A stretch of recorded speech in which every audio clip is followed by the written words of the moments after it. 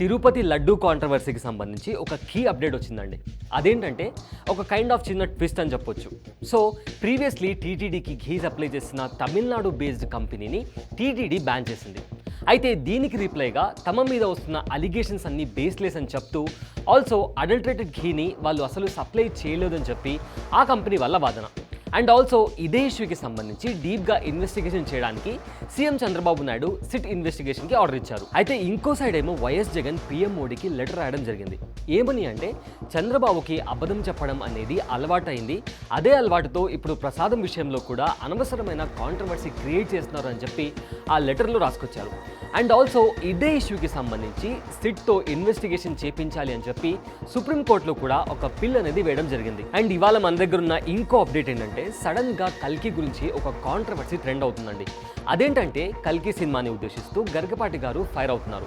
ఆ వీడియో ఇప్పుడు సోషల్ మీడియాలో ట్రెండ్ అవుతుంది. సో ఆ వీడియోలో గరికపాటి గారు ఏమన్నారంటే ఈ సినిమాతో అశ్వత్థామ ఇంకా కర్ణుడు హీరోలు అయ్యారు అండ్ భీముడు ఇంకా కృష్ణుడు విలన్లు అయ్యారని చెప్పి ఆయన చెప్పడం జరిగింది. ఈ వీడియోలో ఆయన ఇంకేమన్నారంటే కర్ణుడు ఎవరో తెలియకపోతే కల్కి సినిమాలో చూపించిన వాడే కర్ణుడు. మనం ఏం చేస్తాం, సినిమా వాళ్ళు ఏం చూపిస్తే అది మొత్తం భారతంలో ఉన్నది వేరు, అందులో చూపించింది వేరు. అశ్వత్థామ కర్ణుడు అర్జెంట్ గా హీరోలు అయిపోయారు, భీముడు కృష్ణుడు అందరూ విలన్లు అయిపోయారు. ఎలా అయిపోయారో మాకు అర్థం కావట్లేదు, బుర్రపాడైపోతుంది. పైగా చాలా భారతం చదివితే అర్థమవుతుంది, కర్ణుడినే అశ్వత్థామ కాపాడాడు, అశ్వత్థామను కర్ణుడు ఎప్పుడు ఒక్కసారి కూడా కాపాడు. ఆ అవసరం లేదు, అశ్వత్థామ మహావీరుడు. ఇక్కడేమో ఆచార్యపుత్ర ఆలస్యమైనదా అంటూ పెట్టారు డైలాగ్. ఎక్కడి నుంచి వచ్చింది తెలియదు మనకి. ఏది కావాలంటే అది పెట్టేయడమే. ఓ 1000 రూపాయలు ఎక్కువ ఇస్తే డైలాగ్ రాసి కూడా రాసేస్తాడు కదా. సో అదండి మ్యాటర్. సో ఈ వీడియో ఇప్పుడు సోషల్ మీడియాలో ట్రెండ్ అవుతుంది.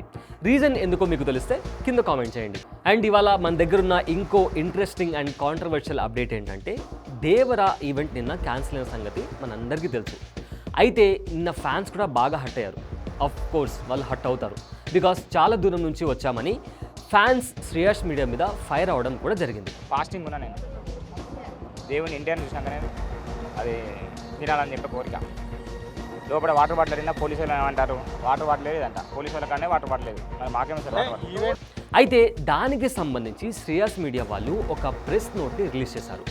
ఆ ప్రెస్ నోట్లో వాళ్ళు ఏమన్నారంటే పోలీసులు 4000 మందిని హాజరయ్యేందుకు పర్మిషన్ ఇచ్చారు, కానీ 35,000 మంది ఫ్యాన్స్ రావడంతో సిచ్యువేషన్ని కంట్రోల్ చేయలేకపోయాం. ఫ్యాన్స్ సేఫ్టీ కోసమే ఈవెంట్ని రద్దు చేశాం, మమ్మల్ని క్షమించండి అంటూ శ్రేయాస్ మీడియా వాళ్ళు ఒక ప్రెస్ నోట్ని రిలీజ్ చేయడం జరిగింది. సో ఇవ్వండి ఇవాళ ఉన్న కొన్ని trending, interesting and controversial updates. So ఇలాంటి మరిన్ని ఇంట్రెస్టింగ్ అప్డేట్స్ కోసం మా ఛానల్ని సబ్స్క్రైబ్ చేసుకొని మమ్మల్ని సపోర్ట్ చేయండి. Thanks for watching.